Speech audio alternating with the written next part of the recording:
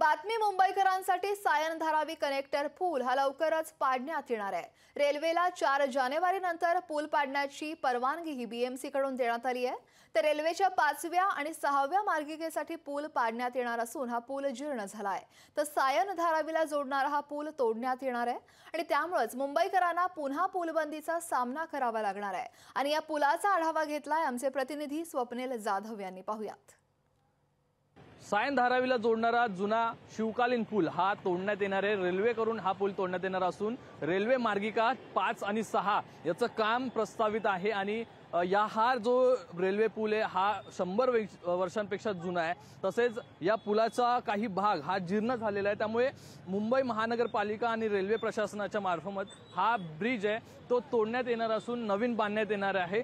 आज 4 जानेवारी रोजी या पुलाला बंद करण्यात येणार होतं। त्या संदर्भातली तयारी सुद्धा सुरू करण्यात आलेली आहे। जर सायन स्टेशनच्या बाजूचा हा जर आपण परिसर पाहिला तर त्या ठिकाणी पत्रे सुद्धा लावण्यात आलेले आहेत। त्यामुळे हा जो ब्रिज आहे तो लवकरात लवकर तोडण्यात येणार आहे। यामुळे वाहतूक कोंडी सुद्धा होणार आहे। मात्र वाहतूक कोंडी होऊ नये यामुळे पर्यायी मार्गांचा सुद्धा या ठिकाणी वापर करण्यात आलेला आहे।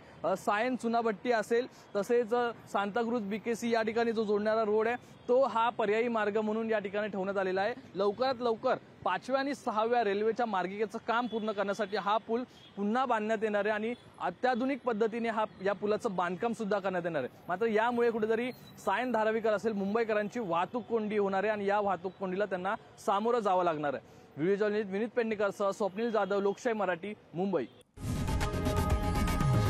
लोकशाही मराठी ऐका, पहा, जागरूक रहा।